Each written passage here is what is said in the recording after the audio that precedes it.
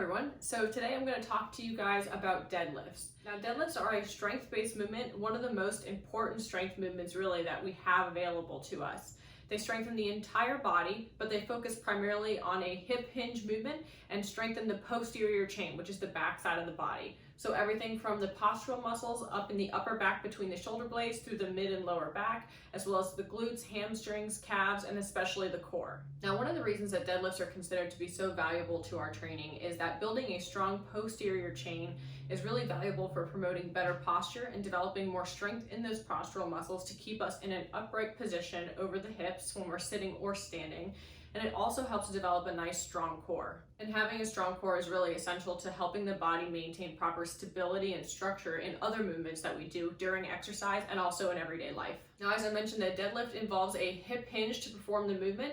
Hip hinging movements like deadlifts, also like kettlebell swings, another great example, are really good movements because activating the hips and the glutes is a really good way to kind of counteract or mitigate some of the negative effects of sitting for long periods of time like we tend to do during work. Now, deadlifts are really great because they're so versatile in the context of which they can be used in training. Deadlifts can be performed solely for the purpose of building strength and muscle mass by performing them at a lower volume or in lower numbers of repetitions, but at a higher amount of weight.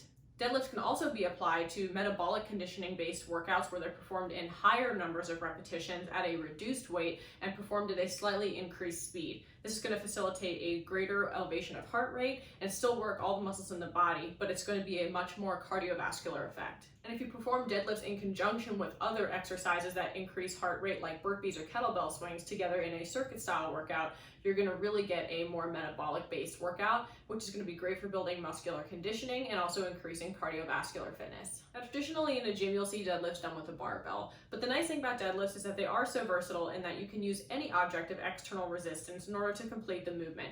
You can even use multiple objects where instead of holding one object in both hands like you would a barbell or maybe a kettlebell, you can use two objects, one in each hand like a set of dumbbells. You can also alter the body position and the stability of the deadlift like we do in a single leg Romanian deadlift that we've done in a couple of other workouts that I've posted here.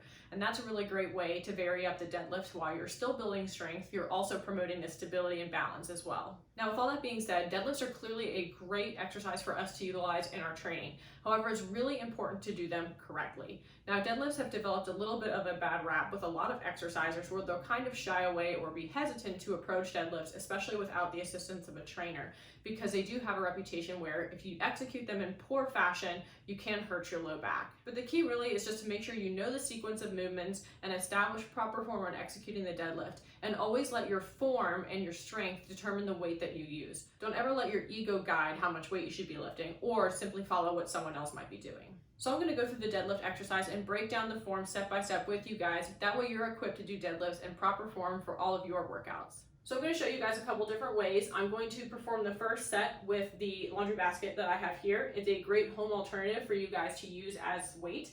You can load it up with your clothing, of course, or any of your laundry items, but then you can also do what I did and just kind of throw some books in for some added weight if you want. Obviously start out lighter at first when you're just trying out the deadlifts, and then you're going to increase your weight as you get a little bit more used to the form and kind of get a feel for your own strength. Now at the end of this too, you'll see in the description there are two workouts I've provided for you guys to try out today. Neither of them are going to take very long, but they'll give you a good opportunity to kind of get acquainted with deadlifts, both in the terms of using them at a lighter load for more volume, and then also with a little bit of a heavier load for less volume.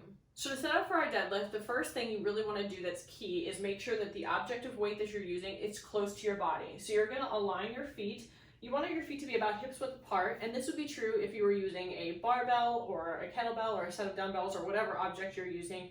You do want your feet about hips width apart, rooted through the heels. Now the object again should be right in front of you. You don't ever want to have to reach forward to pick up or deadlift any object because that is definitely going to put more strain on your back. So our next step, once we have our object nice and close to the body, we're going to drop down by bending the knees and hinging at the hips. We're going to grab hold of our object. In this case, I have a laundry basket, so I'm going to grab the handles. And then before we do anything else, we want to make sure we establish our posture. So my chest should be aimed upward, my back should be nice and straight, and then again hinging from the hips, keeping the weight through the heels, and then as I'm holding the object, my arm should be nice and straight. So you want to load through the shoulder blades a little bit by pulling the shoulder blades down and back. That's going to engage your lats and make sure you ensure proper posture and that you're not going to end up pulling the weight with your arms. You're going to let your legs and your core do the work. All right, so our next step is we're gonna simply stand up by pressing the weight into the heels and bring the object all the way up, making sure that at the top of the movement, we squeeze through the glutes to get that full hip extension, and the posture should be nice and tall at the top. Then we're gonna simply reverse the movement by hinging from the hips, bending the knees, and lowering the object back to the floor. Again, the object should stay close to you throughout. And then again, we'll repeat, so standing up, nice and tall, extending the hips, dropping down, and as you can see, my chest is gonna stay up, my back's gonna stay straight, and my arms stay straight as well. So I'm not using my upper body to perform the lift. Now, even though with a deadlift, we aren't actively pulling and pushing the weight up and down from the ground with our upper body or our arms, we are getting engagement through the lats and the back of the shoulders, because they are going to be what's engaged in order to pull this object up off the ground against gravity. So now that you've seen what the deadlift will look like with the laundry basket or a home item, I'm going to show you again using a kettlebell, something that you might find more typically in a gym. So because the kettlebell is a smaller object, I want to make sure I'm close to the kettlebell. In order to do that, I'm actually going to align myself almost right over top of the kettlebell, but my feet again are still going to be hips width apart, so we're going to follow all the same form steps that we did with the laundry basket. So I'm going to start by hinging at the hips, bending at the knees to drop my body weight down and grab hold of the kettlebell. So I'm going to hold the handle with both hands. Again, check in with my posture. Chest should be up, back should be straight, hips are hinged, weights through the heel, and my arms are straight. And I'm pulling my shoulder blades down and back alongside the back of my spine to make sure my arms and back are engaged. Now I'm going to activate through my glutes to stand up nice and tall, squeeze through the glutes to extend the hips at the top, and then reverse the movement to drop back down to the ground, and then repeat.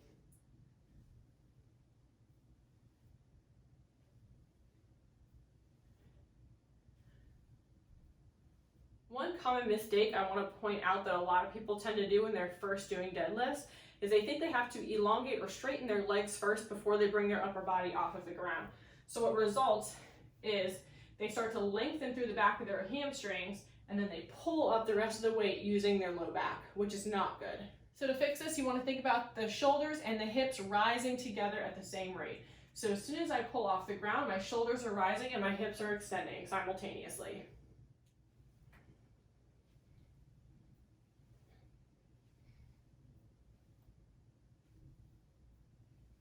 So those are the steps you need to know in order to execute a proper deadlift. It's really straightforward and simple, much more so than a lot of people think. It's just about tuning into your body, paying attention to what you're doing, and following all of the steps in a controlled manner to make sure that you execute it with proper form. Not only to keep you safe, but also so that you maximize the benefits that you get from the exercise.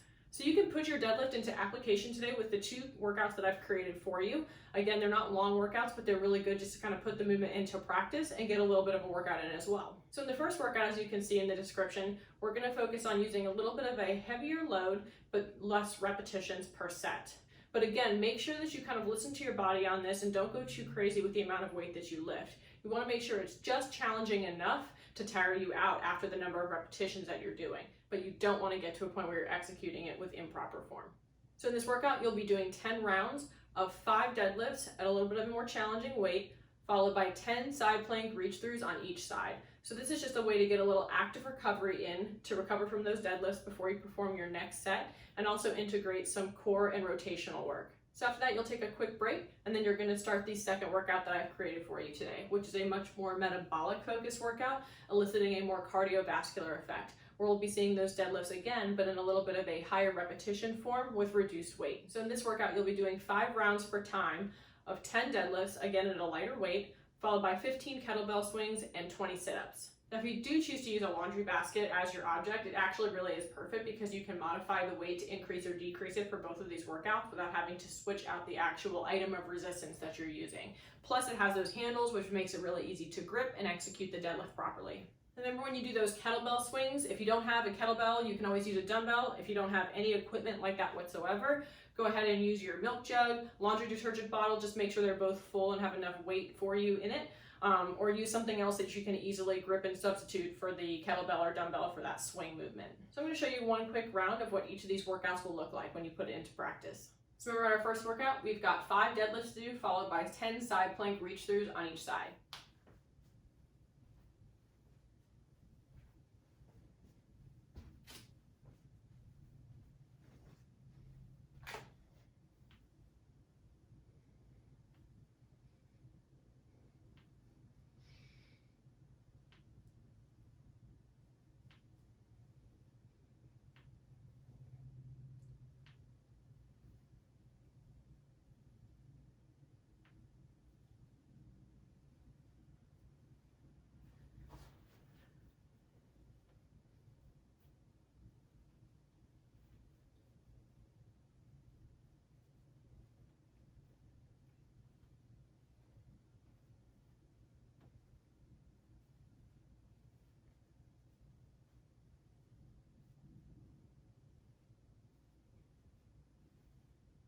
Now with the side plank reach through exercise, remember that you can modify that by dropping down to a bent bottom knee on that side plank position. So that's going to make it a little bit easier for you to do. You can also prop yourself up on an elevated surface like your couch or your bed to do the movement as well. Now remember, the side plank reach throughs are really going to challenge your balance as you rotate and reach underneath the body to kind of thread the arm through underneath the torso.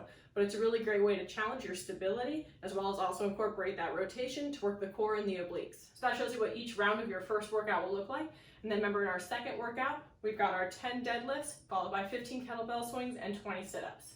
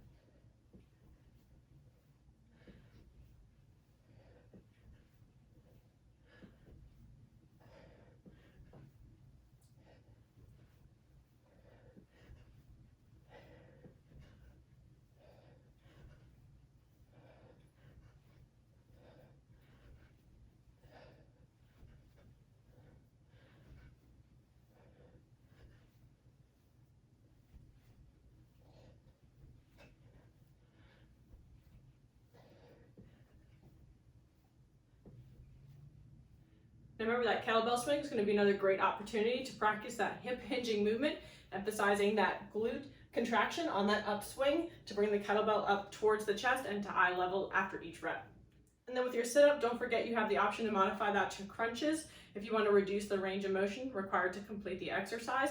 Just remember that if you do swap out sit-ups for crunches, to double the number of reps that you do.